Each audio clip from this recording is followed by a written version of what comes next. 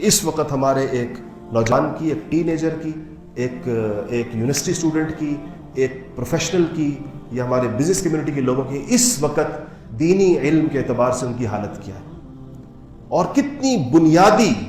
بالکل بنیادی چیزوں کے اندر ان بیچاروں کی معلومات کی نوعیت کیا ہے۔ اس کے نتیجے میں کیا ہے کہ ادھر ادھر سے آئی ہوئی غیر مستند جو کچھ بھی آ گیا، کسی نے واٹس ایپ پر کوئی چیز بھیج دی، کسی نے فیس بک پر کچھ دیکھ لیا، کسی نے کسی کی ٹویٹ دیکھ لی، کسی نے کوئی ویب سائٹ کھول لی، تو اس نے جو کچھ دیکھ لیا یہ اس کے علم کا ذریعہ ہے، اور وہ اس کو اللہ اور رسول کی بات سمجھتا ہے۔ میں نے اس دن ایک جج صاحب تشریف لائے ملنے کے لیے، تو میں نے ان سے کہا کہ دیکھیں ہماری نوجوان نسل کی بدقسمتی کہ اگر ایک بچہ دین کی معلومات حاصل کرنا چاہے تو اس کے پاس جو سب سے بڑا ذریعہ ہے اس دور میں وہ انٹرنیٹ ہے۔ وہ گوگل سے پوچھتا ہے، کسی عالم سے تو اس کا تعلق ہی نہیں ہے کہ جا کے کسی عالم سے پوچھے۔ ویسے بھی بچے تھوڑے، نوجوان نسل مولویوں سے ذرا ویسے ہی وحشت زدہ بھی ہوتی ہے، تو کہتے ہیں کہ گوگل سے پوچھتے ہیں۔ تو بچے کو اسلام کے بارے میں معلومات اگر حاصل کرنی ہے، اس کو شوق ہوا، جذبہ ہوا ہے، تو وہ گوگل میں اگر اس کے سرچ انجن میں لفظ اسلام ڈالے گا تو جو اس کے پاس پہلی ویب سائٹ جو سب سے اوپر کھلتی ہے islam.com کے نام سے، وہ قادیانیوں کی ہے، اور وہ 35 زبانوں کے اندر ہے،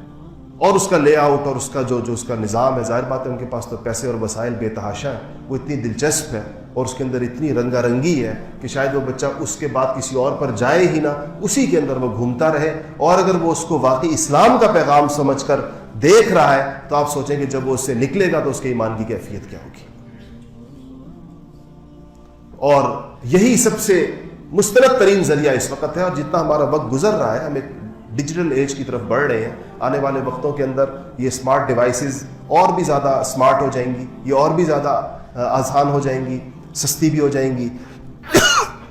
انٹرنیٹ کی کوریج جو تھوڑی بہت کمی بیشی ہے وہ بہت زیادہ تیز ہو جائے گی، پوری دنیا اس کے اوپر لگی ہوئی ہے، دنیا کا سب سے زیادہ سرمایہ اس چیز کے اوپر خرچ ہو رہا ہے، اور بڑی بڑی اس پہ رپورٹس آ رہی ہیں۔ فیس بک کو یہ افسوس ہے کہ اتنے ارب انسان تو ہمارے پاس آ گئے، لیکن اتنے ارب لوگ رہ گئے ہیں، کیسے یہ ہمارے نیٹ ورک کے اندر داخل ہوں گے؟ ان کہتے ہیں کہ انہوں نے کہا کہ ہم صحراؤں کے اندر بھی آنے والے وقت کے اندر یہ جو انٹرنیٹ کے کی سروسز کو جو دینے کا نظام ہے ایسا بنا دیں گے کہ جہاں جہاں انسان روئے زمین کے اوپر موجود ہے، کہیں پر بھی وہ ہوگا تو اس کے پاس اس کی اسمارٹ ڈیوائس کے اندر ہر وقت یہ سہولت اس کے پاس رہنی چاہیے، کیونکہ ان کمپنیوں کا تو کاروبار اسی پر چل رہا ہے۔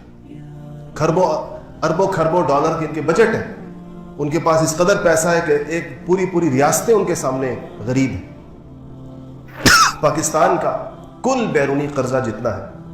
کل بیرونی قرضے کی بات کر رہا ہوں، صرف فیس بک نے جو واٹس ایپ کو خریدا 2-3 سال پہلے تو وہ رقم اس سے دگنی تھی اس زمانے کے اندر۔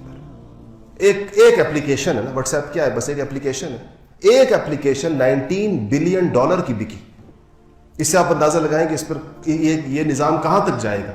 لیکن ہمیں جو ہمارے سوچنے کی اور فکر کرنے کی چیز ہے کہ نظام تو وہاں تک جائے گا اور دنیا بھی اس کے ساتھ مربوط ہوگی، ہماری نسلوں کا کیا بنے گا؟ مسلمانوں کے بچوں کا کیا بنے گا؟ اگلی نسلیں جو اس دور میں آنکھیں کھولیں گی، جن کے پاس یہی ذرائع صرف ہوں گے، نہ وہ کسی عالم کو جانتے ہوں گے، نہ وہ کسی دینی چیز سے مربوط ہوں گے، نہ والدین ان کی تربیت کے اندر اس چیز کو ضروری سمجھتے ہوں گے، وہ نسلیں اس دور میں تو جن لوگوں کے ہاتھ، جن کی یہ ایجادات ہیں، جنہوں نے ٹیکنالوجی کو یہاں تک پہنچایا ہے، جو اس کے اندر تحقیق کر رہے ہیں، جو اس میں آگے بڑھ رہے ہیں، اس کی باغ ڈور تو ان کے ہاتھوں میں رہے گی۔ جس پیغام کو وہ دینا چاہیں گے دیں گے، جس پیغام کو وہ روکنا چاہیں گے وہ روکیں گے، کیونکہ جس کی دیکھیں پچ جس کی ہوتی ہے تو وہ کھیل اس کے ہاتھ کے اندر ہوتا ہے۔ اس لیے ہمارے یہاں کہتے ہیں نا ہوم گراؤنڈ کی پچ ہے، کہ گھر اپنے ملک کی پچ ہے تو ہمارے لوگوں کے پاس اختیار ہے اس کو کیسی بنائیں۔ اگر بالر زیادہ ہے تو پچ کو فاسٹ کر دیں، اور اگر بیٹسمین زیادہ ہے تو پچ کو سلو کر دیں۔ تو اب گیم اپنی مرضی، پچ کے اوپر گیم ہوتی ہے، اپنی ٹیم کو دیکھ کر ویسی پچ بناتے ہیں تاکہ ہماری ٹیم جیت سکے۔ لیکن اگر آپ پرائی کسی جگہ پر جا رہے ہیں تو آپ کو ایک اور پچ پہ کھیلنا پڑتا ہے۔ وہ ہو سکتا ہے کہ وہ ہو سکتا نہیں بلکہ یقینی بات ہے کہ وہ آپ کی موافق نہیں ہوگی۔ تو یہ جو دنیا میں ٹیکنالوجی کی پچ ہے، یہ تو ہم تو سوئے رہے 150-200 سالوں تو ہم نے نہیں بنائی، یہ جنہوں نے بنائی ہے اس پر کھیل ان کی مرضی کا ہوگا۔ اس کے اندر ونر انہی کی ٹیمیں رہیں گی جو لوگ اس کے موجد ہیں، جو اس کے بانی ہیں، جو اس کے اوپر جنہوں نے اس پر محنت کی ہے۔ اور اس میں جو آپ کے اور میرے لیے سوال رہے گا وہ یہی رہے گا کہ ہماری نسلوں کا کیا ہوگا، ہم میں سے کوئی شخص بھی اس بات کا تصور کرے تو اس کا کلیجہ منہ کو آئے گا کہ میرے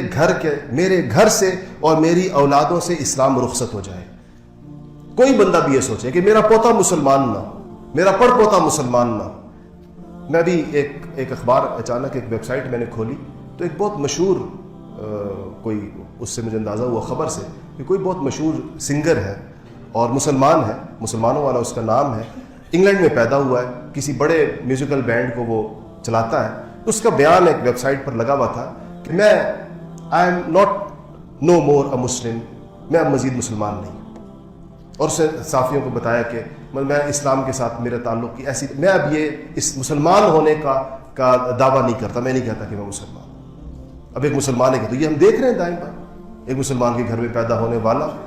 اور مسلمان, اس کا باپ مسلمان ہے, اس کی ماں مسلمان ہے, اس کے بہن بھائی مسلمان ہیں, لیکن وہ برملا کہہ رہا ہے کہ میں مزید ایک مسلمان نہیں ہوں. تو یہ چیزیں آج ہمارے گھر کے, اس میں جو ہمارے پاس ایک رستہ ہے اپنے آپ کو بچانے کا اور اپنی نسلوں کو بچانے کا, وہ یہ کہ ہم وہ راہیں سوچیں جس کے ذریعے سے ہم اپنے بچوں کو رسول اللہ صلی اللہ علیہ وسلم کے دامن سے وابستہ رکھیں. آپ کی نبوت قیامت تک کے لیے ہے اور قیامت تک کے زمانوں تک کے لیے ہے, اور قیامت تک اس کے اندر وہ تاثیر ہے جو آپ کی ظاہری حیات کے اندر تھی. جب آپ خود بنفس نفیس مدینہ کی مسجد نبوی کے اندر تشریف فرما تھے تو جو اس دین میں تاثیر اللہ پاک نے رکھی تھی, آپ کی شخصیت کے اندر جو کشش اللہ پاک نے رکھی تھی, آپ کے اس دنیا سے ظاہری پردہ فرما جانے کے بعد بھی وہ برقرار اور بحال ہے. اگر وہ برقرار اور بحال نہ ہوتی تو اللہ اور نبی بھیجتا. یہ جو اللہ نے نبی نہیں بھیجا اس لیے کہ آپ کی نبوت کا سورج جو ہے اس سورج نے چمکنا ہے صبح قیامت تک, ہم نے اپنے آپ کو اس کے ساتھ وابستہ رکھنا ہے. اللہ مجھے اور آپ کو عمل کی توفیق نصیب فرمائے.